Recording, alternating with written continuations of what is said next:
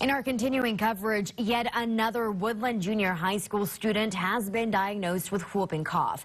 This is the third student to get the illness since early April. Parents whose kids were in close contact to the first diagnosed student were given a letter by the Arkansas Department of Health warning them of the contagious sickness. It also mandated kids to get vaccinated or take a required antibiotic by April 8th.